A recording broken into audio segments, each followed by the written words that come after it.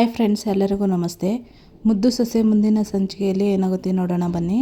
ನೋಡೋದಕ್ಕೂ ಮುಂಚೆ ಯಾರು ವಿನೋದ ವೈಎಂ ಬ್ಲಾಗ್ಗೆ ಸಬ್ಸ್ಕ್ರೈಬ್ ಆಗಿಲ್ವೋ ಪ್ಲೀಸ್ ಸಬ್ಸ್ಕ್ರೈಬ್ ಆಗಿ, ಲೈಕ್ ಮಾಡಿ, ಶೇರ್ ಮಾಡಿ, ಕಮೆಂಟ್ ಮಾಡಿ, ಬೆಲ್ಲೈಕನ್ ಆಲ್ ಅಂತ ಒತ್ತಿ ಫ್ರೆಂಡ್ಸ್. ವಿದ್ಯಾನ ಕರ್ಕೊಬಂದು ಕುಳಿಸಿ, ನಿನ್ನ ಪರೀಕ್ಷೆ ಇವತ್ತು ಕೊನೆ ತಾನೆ ಅಂತ ಕೇಳ್ತಾನೆ ಭದ್ರ. ಹಂಗಂತ ಹೇಳವ್ರೆ. ಇವತ್ತಿಂದ ಇವಳಿಂದ ಮುಕ್ತಿ ಸಿಕ್ತು ಅಂತ ಒಳಗೊಳಗೆ ಜಾತ್ರೆ ಮಾಡ್ತಿದ್ದೀರ ತಾನೆ ಅಂತ ವಿದ್ಯಾ ಹೇಳ್ತಾಳೆ. ಈಗ ಬರೀ ಜಾತ್ರೆ ಮಾಡ್ತಾ ಇವ್ನಿ, ನಿನ್ನ ಅಟ್ಟಿಗೆ ಕರ್ಕೊಂಡೋಗ್ಬಿಟ್ಮೇಲೆ ಬ್ರಹ್ಮೋತ್ಸವನೇ ಮಾಡ್ತೀನಿ ಅಂತ ಹೇಳ್ತಿರ್ತಾನೆ ಭದ್ರ. ಇತ್ತ ಅಜ್ಜಮ್ಮನ ಚಂಪಾ ವಾಶ್ರೂಮ್ಗೆ ಹೋಗಿ ಬರ್ತಿರ್ತಾರೆ. ಅಲ್ಲಿ ಎಣನ ತಳ್ಕೊಂಡು ಹೋಗ್ತಿರ್ತಾರೆ. ನಿತ್ಕೊಳ್ಳೋ ಯಾರಿವನು, ಎಲ್ಲಿ ಕರ್ಕೊಂಡೋಯ್ತಿದ್ದೀರಾ ಅಂತ ಕೇಳ್ತಾಳೆ ಅಜ್ಜಮ್ಮ. ಅದು ಕಳ್ಬರ ಕಣ ಅಜ್ಜಿ ಅಂತಾನೆ ಹಾಸ್ಪಿಟ್ಲ್ ಬಾಯಿ. ಏನೋ ಕಳ್ಬರ್ವೆ ಅಂದ್ರೆ ಅಂತ ದೊಡ್ಡ ರೋಗವೆ ಅಂತಾಳೆ ಅಜ್ಜಮ್ಮ. ಅಯ್ಯೋ ಎಣ ಕಣಜ್ಜಿ ಅಂತ ಹಾಸ್ಪಿಟ್ಲ್ ಬಾಯಿ ಹೇಳ್ತಾನೆ. ಎದ್ರಕೊಂಡ್ಬಿಡ್ತಾಳೆ ಅಜ್ಜಿ ಗಾಬರಿಯಾಗಿ. ಎಣವೆ ಏನಾಗಿತ್ತು ಇವನ್ಗೆ, ಯಾಕೆ ಸತ್ತೋದ್ರು ಅಂತ ಕೇಳ್ತಾಳೆ ಅಜ್ಜಮ್ಮ. ಏನಾಗಿತ್ತೋ ಏನೋ, ಸತ್ತೋ ತುಂಬ ದಿನ ಆಗೈತೆ ಅಂತ ಹೇಳಿ, ಸರಿ ನಡಿಲ್ಲ ಅಂತ ಹೇಳಿ ಅಲ್ಲಿಂದ ಎಣನ ತಳ್ಕೊಂಡು ಹೋಗ್ತಾರೆ.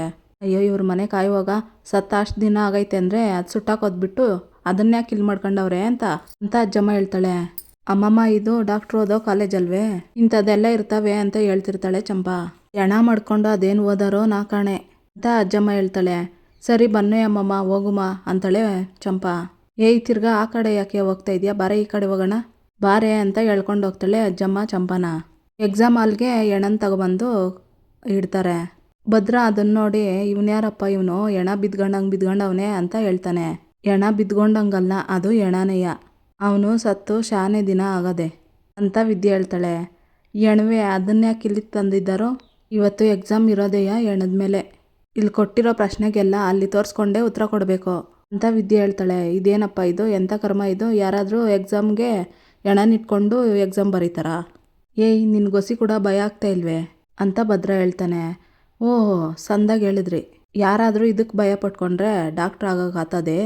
ಇವತ್ತು ನಮಗಿರೋದು ಪ್ರಾಕ್ಟಿಕಲ್ ಎಕ್ಸಾಮು, ಇಲ್ಲಿ ಕೊಟ್ಟಿರೋ ಪ್ರಶ್ನೆಗೆಲ್ಲ ಅಲ್ಲಿ ಉತ್ತರ ಕೊಡ್ಬೇಕು ನಾವು, ಅವಾಗಲೇ ನಮಗೆ ನಂಬರ್ ಸಿಗೋದು ಅಂತಾಳೆ ವಿದ್ಯಾ. ಅಯ್ಯೋ ಅವ್ರ ಬಾಯಿಗೆ ಇಟ್ಟಾಕ, ಪ್ರಶ್ನೆ ಕೇಳೋದಕ್ಕೆ ಬೇರೆ ಇನ್ನೇನು ಸಿಗಲೇ ಇಲ್ಲ ಅವ್ರಿಗೆ ಅಂತ ಭದ್ರ ಹೇಳ್ತಾನೆ. ಇನ್ನೇನು ಜೀವಂತವಾಗಿ ಇರೋರನ್ನ ಮಾಡ್ಕೊಂಡು ಪ್ರಾಕ್ಟಿಕಲ್ ಎಕ್ಸಾಮ್ ಮಾಡೋಕ್ಕಾಗ್ತದೆ, ಅದೆಲ್ಲ ನಿಮಗೆ ಅರ್ಥ ಆಗೋಕ್ಕಿಲ್ಲ, ಹೊಸಿ ಸುಮ್ಕೆ ಇರಿ ಅಂತ ವಿದ್ಯೆ ಹೇಳ್ತಿರ್ತಾಳೆ. ಅಂತಾನೆ ಭದ್ರ. ಸೈಲೆನ್ಸ್ ಅಂತಾರೆ ಮೇಡಮು. ಭಯ ಪಟ್ಕೊಂಡು ಭದ್ರ ಕಣ್ಣು ಮುಚ್ಕೊಳೋದು, ಮುಖ ಮುಚ್ಕೊಳೋದು ಹಿಂಗೆಲ್ಲ ಮಾಡ್ತಾ ಇರ್ತಾನೆ. ಮುಖ ಮುಚ್ಕೊಂಡು ಕೂತಿದ್ರೆ ಎದ್ದು ಬಂದಂಗೆ ಆಗುತ್ತೆ. ಅಮ್ಮ ದೆವ್ವ ಅಂತ ಜೋರಾಗಿ ಕಿರ್ಚ್ಕೊಂಡು ಎದ್ದು ನಿಂತ್ಕೊಂಡು ಸುತ್ತ ಎಲ್ಲ ನೋಡ್ತಿರ್ತಾನೆ ಭದ್ರ. ಏನಾಯ್ತು ಅಂತ ಮೇಡಮ್ ಕೇಳ್ತಾರೆ. ಏನೂ ಇಲ್ಲ ಅಂತ ಹೇಳಿ ಸುಮ್ಮನೆ ಕುತ್ಕೊಂತಾನೆ ಭದ್ರ. ದಯವಿಟ್ಟು ಸೈಲೆಂಟ್ ಆಗಿರಿ ಅಂತ ಹೇಳ್ತಾಳೆ ಮೇಡಮ್. ದೇವ್ರಿಗೆ ನಮಸ್ಕಾರ ಮಾಡ್ಕೊಂಡು ಕುತ್ಕೊಂಡಿರ್ತಾನೆ ಭದ್ರ. ಭದ್ರನ್ ನೋಡಿ ನಗಿತಾ ಇರ್ತಾಳೆ ವಿದ್ಯಾ. ಇನ್ನೀನು ಯಾಕೆ ಅಂಕಿಸಿತಾ ಇದ್ದಿ ಅಂತ ಭದ್ರ ಹೇಳ್ತಾನೆ. ಕಟ್ಔಟ್ ನೋಡಿದ್ರೆ 6 ಅಡಿ, ಆದರೆ ಧೈರ್ಯ ನೋಡಿದ್ರೆ 2 ಅಡಿ. ಅಲ್ಲ ಎಣ್ಣನ್ ನೋಡ್ಕೊಂಡು ಎದುರ್ಕೊತಾ ಇದ್ದೀರಲ್ಲ ನೀವು ಅಂತ ವಿದ್ಯೆ ಹೇಳ್ತಾಳೆ. ಯಾರಿಗೆ ಹೇಳ್ತಾ ಇದ್ದಿ ನೀನು, ಭಯ ಅಂದರೆ ಈ ಭದ್ರನ್ ಗೊತ್ತೇ ಇಲ್ಲ, 10 ಜನ ಬಂದ್ರೂ ಎದುರೋ ಮಾತೇ ಇಲ್ಲ ಅಂತ ಭದ್ರ ಹೇಳ್ತಾನೆ.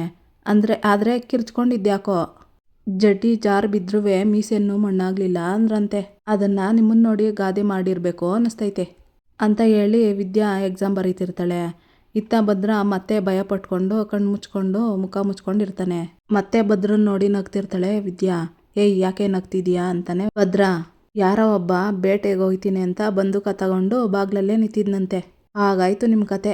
ಅದಕ್ಕೆ ಅವ್ರೆಂಡ್ರು, ಇದ್ಯಾಕ್ರಿ ಬಾಗ್ಲಲ್ಲೇ ನಿಂತಿದ್ದೀರಾ ಅಂತ ಕೇಳೋ ಹೊತ್ತಿಗೆ, ಬಾಗ್ಲಲ್ಲಿ ನಾಯಿ ನಿಂತದೆ, ಹೊಸಿ ಓಡಿಸ್ಬಾ ಅಂತ ಅಂದಂಗಾಯ್ತು ನಿಮ್ಮ ಕತೆ.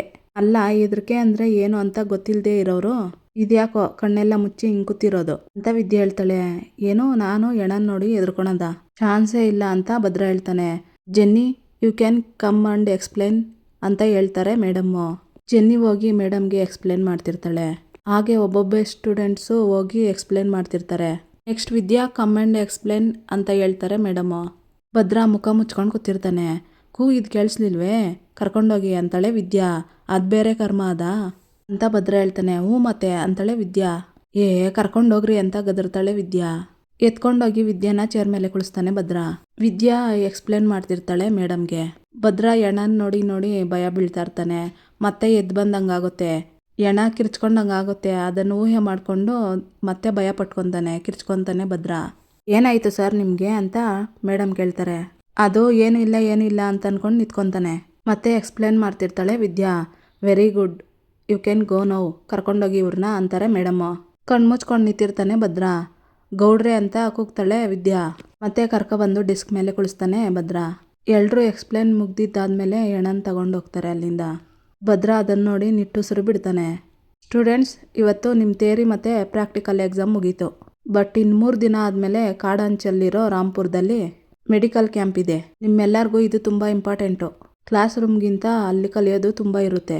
ಸೊ ನೀವೆಲ್ಲರೂ ಅದನ್ನು ಮಿಸ್ ಮಾಡ್ದಲೇ ಅಟೆಂಡ್ ಮಾಡಬೇಕು, ಓಕೆನಾ ಅಂತ ಮೇಡಮ್ ಹೇಳ್ತಿರ್ತಾರೆ. ಏಯ್, ಇವತ್ತಿಗೆ ಎಲ್ಲ ಎಕ್ಸಾಮು ಮುಗೀತು ಅಂತ ಇದ್ದೆ, ಇದೇನು ಇದು ಮೇಡಮ್ ಕ್ಯಾಂಪ್ ಗಿಂಪ್ ಅಂತವ್ರೆ ಅಂತ ಭದ್ರ ಹೇಳ್ತಾನೆ. ನಾನೇ ಯಾವಾಗ ಹೇಳ್ದೆ, ನನಗಿದ್ರ ಬಗ್ಗೆ ಗೊತ್ತೇ ಇರಲಿಲ್ಲ ಅಂತಾಳೆ ವಿದ್ಯಾ. ಇವಾಗ ಹೇಳಿದ್ಮೇಕೆ ಗೊತ್ತಾಗಿದ್ದು. ಓ ಅಂತಿರ್ತಾಳೆ ವಿದ್ಯಾ. ನನಗವೆಲ್ಲ ಗೊತ್ತಿಲ್ಲ, ಪರೀಕ್ಷೆ ಬರೋದಕ್ಕೆ ಮಾತ್ರ ಕರ್ಕೊಬತ್ತೀನಿ ಅಂತ ಹೇಳಿರೋದು ಅಷ್ಟೇಯ. ಈಗ ನಿನ್ನ ಮರಳಿನ ಮೂಟೆ ಎತ್ಕೊಂಡಂಗೆ ಬಿಸಾಕ್ತೀನಿ ಆಟಯ್ಯ. ಅಷ್ಟೇ ನನ್ನ ಕೆಲಸ, ಇನ್ನು ನನ್ನ ಕೈಯಲ್ಲಿ ಆಗೋಕ್ಕಿಲ್ಲಪ್ಪ ಅಂತ ಭದ್ರ ಹೇಳ್ತಿರ್ತಾನೆ. ಬೇಜಾರು ಮಾಡ್ಕೊತಿರ್ತಾಳೆ ವಿದ್ಯಾ. ಭದ್ರ ವಿದ್ಯಾ ಕಡೆ ನೋಡಿ ಒಂದು ಸ್ಮೈಲ್ ಕೊಡ್ತಾನೆ. ಇತ್ತ ಈಶ್ವರಿ ಸುಭಾಷನ್ಗೆ ಫೋನ್ ಮಾಡ್ತಾಳೆ. ಏನಮ್ಮ, ಸಂತೋಷವಾಗಿರೋ ಕಾರ್ಯಕ್ರಮ ಬರ್ತದೆ, ನೋಡ್ಕೊಂಡು ಹೊಟ್ಟೆ ಉರ್ಕೊಂಡು ಸಾಯಿ ಅಂತ ಹೇಳೋದಕ್ಕೆ ಫೋನ್ ಮಾಡ್ದ ಅಂತ ಸುಭಾಷ್ ಹೇಳ್ತಾನೆ. ತಿಕ್ಲಂಗೆ ಮಾತಾಡ್ಬೇಡ ಕಣ್ಲ, ಸಂತೋಷವಾಗಿರೋ ಕಾರ್ಯಕ್ರಮನ ನೋಡು ಅಂತ ಫೋನ್ ಮಾಡಿಲ್ಲ, ಆ ಸಂತೋಷವ ಅಲ್ಲಿಗೆ ನಿಲ್ಸು ಅಂತ ಹೇಳಕ್ ಫೋನ್ ಮಾಡಿದೆ ಅಂತ ಈಶ್ವರಿ ಹೇಳ್ತಿರ್ತಾಳೆ. ಏನು ಹೇಳ್ತಾ ಇದೀಯಮ್ಮ ಅಂತಾನೆ ಸುಭಾಷ. ನಿಮ್ಮ ದೊಡ್ಡಪ್ಪ ಅವಳು ಓದ್ಗೆ ಸಪೋರ್ಟ್ ಮಾಡ್ತಾ ಇದ್ದೀನಿ ಅಂತ ಪೋಜ್ ಕೊಡ್ತಿರೋದು ಎಲ್ಲ ಜನ ನೋಡ್ತಾ ಇರೋದಕ್ಕೆ ತಾನೆ. ಅದೇನೋ ಅಂತಾರಲ್ಲ, ಕ್ಯಾಮ್ರಾ ಆನ್ ಆದರೆ ಸಮಾಜ ಸೇವಕರು, ಆಫ್ ಆದರೆ ಸ್ವಾರ್ಥಿಗಳು ಅಂತಾಳೆ ಈಶ್ವರಿ. ಅಲ್ಲಮ್ಮ, ಅದನ್ನು ಸುಳ್ಳು ಅಂತ ಹೇಳಿದ್ರೆ ಯಾರು ನಮ್ಮದೇ ಇರೋ ಮಟ್ಟಕ್ಕೆ ಇವರು ಡ್ರಾಮಾ ಮಾಡ್ತವ್ರೆ. ನಾವೇನೇ ಮಾಡಿದ್ರೂ ಅವ್ರು ನಾಟಕ ಆಡ್ತವ್ರೆ ಅಂತ ನಾವು ಪ್ರೂವ್ ಮಾಡೋಕ್ಕಾಗಕ್ಕಿಲ್ಲ ಕಣಮ್ಮ ಅಂತ ಸುಭಾಷ ಹೇಳ್ತಾನೆ. ಸುಭಾಷ, ಸುಳ್ಳು ಅನ್ನೋ ಕೋಟೆನ ಎಷ್ಟೇ ದೊಡ್ಡದಾಗಿ ಕಟ್ಟಿದ್ರುವ ಅದನ್ನು ಒಡೆದಾಕಕ್ಕೆ ಸತ್ಯ ಅನ್ನೋ ಒಂದು ಸಣ್ಣ ಕಲ್ಲು ಸಾಕು ಕಣ್ಲ.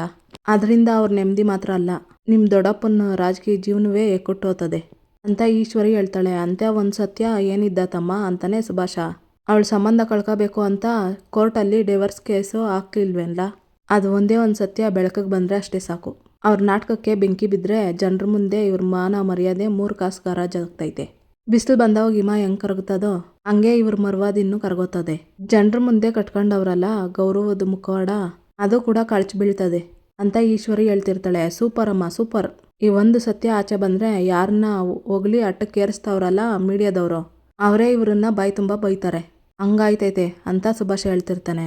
ಹಂಗಾಗಬೇಕು ಅಂದರೆ ಚಾನಲ್ನಾಗೆ ಯಾರೋ ಗೊತ್ತು ಅಂತ ಹೇಳ್ದೆ ತಾನೆ, ಅವ್ರಿಗೆ ಹೇಳು ಪ್ರಶ್ನೆ ಮೇಲೆ ಪ್ರಶ್ನೆ ಕೇಳಿ ಇವ್ರಿಗೆ ಹಿಂಸೆ ಮಾಡಬೇಕು.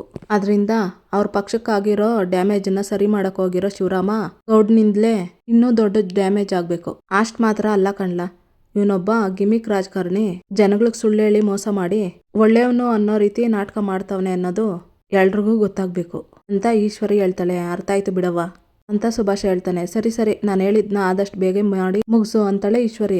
ಫೋನ್ ಕಟ್ ಮಾಡಿ TV ಚಾನಲ್ ಅವ್ರಿಗೆ ಫೋನ್ ಮಾಡಿ, ಸುಭಾಷ, ನಿಮಗೆ ಮಂತ್ರಿಗಳ ಬಗ್ಗೆ ಒಂದು ಬ್ರೇಕಿಂಗ್ ನ್ಯೂಸ್ ಹೇಳ್ತೀನಿ, ಬ್ರೇಕ್ ಮಾಡಿಯಾ ಅಂತ ಕೇಳ್ತಾನೆ. ಅಂದರೆ ನಿಮ್ಮ ದೊಡ್ಡಪ್ಪನ ಬಗ್ಗೆನಾ ಅಂತಾರೆ ನ್ಯೂಸ್ ಚಾನಲ್ ಅವರು. ಹೌದು ಅಂತಾನೆ ಸುಭಾಷ. ಏನು ವಿಚಾರ ಅಂತ ಹೇಳಿ ಸರ್ ಅಂತಾನೆ TV ಚಾನಲ್ನವನು. ಅದೇನು ಅಂದರೆ ಅಂತ ಹೇಳಿ ಎಲ್ಲ ವಿವರವಾಗಿ ಹೇಳ್ತಿರ್ತಾನೆ ಸುಭಾಷ. ಓಕೆ ಸರ್ ಅಂತ ಪ್ರೆಸ್ ಅವರು ಹೇಳ್ತಾರೆ. ಇತ್ತ ಫೋನಲ್ಲಿ ಮಾತಾಡ್ತಿರ್ತಾರೆ ಶಿವರಾಮೇಗೌಡರು. ಅಲ್ಲಿಗೆ ಪ್ರೆಸ್ ಅವ್ರು ಬರ್ತಾರೆ. 1 ವಾರದಿಂದ ಎಕ್ಸಾಮ್ ಬರೀತಿರೋ ನಿಮ್ಮ ಸೊಸೆಗೆ ಜೊತೆಲಿ ನಿಂತು ನೈತಿಕವಾಗಿ ಧೈರ್ಯ ತುಂಬಿದ್ದೀರಾ, ಈ ಮೂಲಕ ಜನಗಳಿಗೆ ಏನು ಹೇಳೋದಕ್ಕೆ ಬಯಸ್ತೀರಾ ಅಂತ ಪ್ರೆಸ್ ಅವರು ಕೇಳ್ತಾರೆ. ನೋಡಿ, ಪ್ರತಿಯೊಂದು ಹೆಣ್ಮಕ್ಳನ್ನ ಓದಿಸ್ಬೇಕು, ಆಗ್ಲೇ ಮನೆ ದೇಶ ಸಮಾಜ ಎಲ್ಲ ಚೆಂದಾಗಿರೋದು. ಹೆಣ್ಮಕ್ಳ ಶಿಕ್ಷಣಕ್ಕೆ ಪೋಷಕರು ಬೇಲೆ ಹಾಕದೆ ಬೆಂಬಲವಾಗಿ ನಿಂತ್ಕೋಬೇಕು ಅಂತ ಮಾತ್ರ ಹೇಳ್ತೀನಿ ಅಂತ ಶಿವರಾಮೇಗೌಡರು ಹೇಳ್ತಿರ್ತಾರೆ. ಸರ್, ಇದೇ ಸಂದರ್ಭದಲ್ಲಿ ನಿಮ್ಮ ಮಗ ಮತ್ತು ನಿಮ್ಮ ಸೊಸೆಗೆ ಕೋರ್ಟಲ್ಲಿ ಕೇಸು ನಡೀತಾ ಇರೋದು, ಡಿವೋರ್ಸ್ ಕೇಸು, ಸತ್ಯ ಅಲ್ವಾ ಸರ್ ಅಂತ ಕೇಳ್ತಾನೆ ಪ್ರೆಸ್ನವನು. ನಿಮ್ಮ ಸೊಸೆ ಜೊತೆ ಸಂಬಂಧನೇ ಬೇಡ ಅಂತ ನಿಮ್ಮ ಮಗ ಕೋರ್ಟ್ ಮೆಟ್ಲು ಏರಿರೋದು ಮುಚ್ಚಿಟ್ಟು ರಾಜ್ಯದ ಜನಗಳ ಮುಂದೆ ರಾಜಕೀಯ ಲಾಭಕ್ಕೋಸ್ಕರ ಈ ರೀತಿ ನಾಟಕ ಮಾಡ್ತಿದ್ದೀರಾ ಅಂತ ವಿರೋಧ ಪಕ್ಷದವರು ನಿಮ್ಮ ಮೇಲೆ ಆರೋಪ ಮಾಡ್ತಿದ್ದಾರೆ. ಇದ್ರ ಬಗ್ಗೆ ನೀವೇನು ಹೇಳ್ತೀರಾ ಸರ್ ಅಂತ ಪ್ರೆಸ್ನವರು ಕೇಳ್ತಿರ್ತಾರೆ. ಶಿವರಾಮೇಗೌಡರು ಸುಮ್ಮನೆ ಇರ್ತಾರೆ. ಹಾಗಿದ್ರೆ ವಿರೋಧ ಪಕ್ಷದವರು ಆರೋಪ ನಿಜಾನ ಸರ್? ಅದು ನಿಜಾನೇ ಆಗಿದ್ರೆ ಡೈವರ್ಸ್ ಕೇಳಿ ಕೋರ್ಟ್ಗೆ ಹೋಗಿರೋ ನಿಮ್ಮ ಮಗ ಮತ್ತು ನಿಮ್ಮ ಸೊಸೆ ಜನಗಳ ಮುಂದೆ ಇಷ್ಟು ಪ್ರೀತಿಯಿಂದ ಇರೋದು ನಾಟಕನಾ ಅಂತ ಕೇಳ್ತಿರ್ತಾರೆ ಪ್ರೆಸ್ನವರು. ಸುಮ್ಮನೆ ಇರ್ತಾರೆ ಶಿವರಾಮೇಗೌಡರು. ನೀವು ಈ ರೀತಿ ಮೌನವಾಗಿದ್ದರೆ ನಾವೇನು ಅನ್ಕೋಬೇಕು ಸರ್ ಅಂತಾರೆ ಪ್ರೆಸ್ನವರು. ಹಾಗಿದ್ರೆ ಇದು ನಿಜ ಅಂತ ಒಪ್ಕೊತೀರಾ ಸರ್? ಮಾತಾಡಿ ಸರ್, ನಿಮ್ಮ ಸೊಸೆಯನ್ನು ಮತ್ತು ನಿಮ್ಮ ಮಗ ಡೈವರ್ಸ್ ತಗೊಂಡಿರೋದು ನಿಜನಾ ಅಂತ ಕೇಳ್ತಾಳೆ ಪ್ರೆಸ್ನವಳು. ಅದು ಅಂತಿರ್ತಾರೆ ಶಿವರಾಮೇಗೌಡರು. ಅದಕ್ಕೆಲ್ಲ ಉತ್ತರನ ನಾನು ಕೊಡ್ತೀನಿ. ಹೌದು, ಅದೆಲ್ಲ ಸತ್ಯ. ನಿಮ್ಮ ಪ್ರಶ್ನೆಗೆ ಮಾವಯ್ಯನಿಗಿಂತ ನಾನು ಉತ್ತರ ಕೊಟ್ರೇನೆ ಸೂಕ್ತ ಅನ್ನಿಸ್ತದೆ ಅಂತ ವಿದ್ಯೆ ಹೇಳ್ತಿರ್ತಾಳೆ. ಅಲ್ಲೇ ಇದ್ದ ಚೇರ್ನ ಚಂಪಾ ಚೇರ್ನ ಹಾಕ್ತಾಳೆ. ಚೇರ್ ಮೇಲೆ ಕುಳಿಸ್ತಾನೆ ವಿದ್ಯಾನ ಭದ್ರ. ಮೇಡಮ್ ನೀವೇನು ಹೇಳ್ತಾ ಇದ್ದೀರೋ ಅರ್ಥ ಆಗ್ತಿಲ್ಲ ಅಂತಾನೆ ಪ್ರಶ್ನವನು. ನನ್ನ ಮತ್ತೆ ನನ್ನ ಗಂಡನ ಮಧ್ಯ ಮನಸ್ತಾಪ ಇದ್ದು ಕೋರ್ಟಲ್ಲಿ ಕೇಸ್ ಹಾಕಿರೋದು ನಿಜನೇಯ ಡೈವರ್ಸ್ಗೆ ಅಂತ ವಿದ್ಯೆ ಹೇಳ್ತಾಳೆ.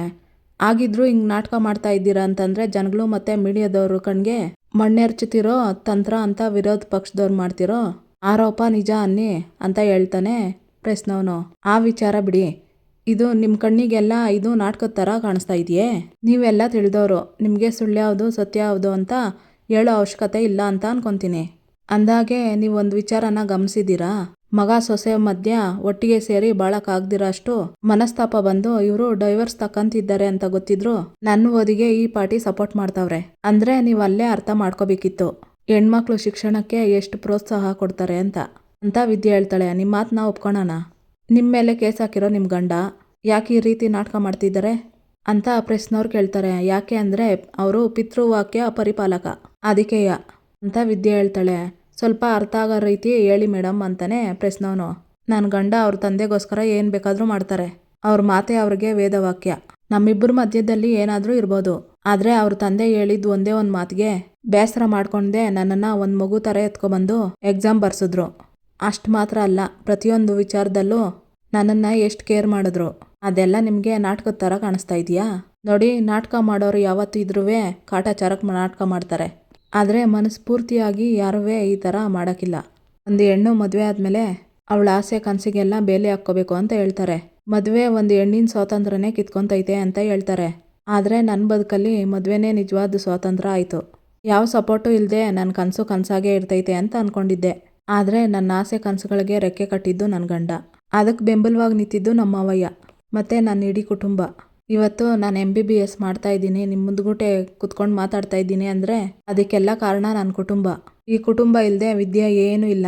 ಇದರಲ್ಲೇ ನೀವು ಅರ್ಥ ಮಾಡ್ಕೋಬೇಕಿತ್ತು ಹೆಣ್ಮಕ್ಳು ಓದಿಗೆ ನಮ್ಮ ಮಾವಯ್ಯ ಮತ್ತು ನನ್ನ ಗಂಡ ಎಷ್ಟು ಬೆಲೆ ಕೊಡ್ತಾರೆ ಅಂತ, ಎಷ್ಟು ಮಹತ್ವ ಕೊಡ್ತಾರೆ ಅಂತ ವಿದ್ಯೆ ಹೇಳ್ತಿರ್ತಾಳೆ.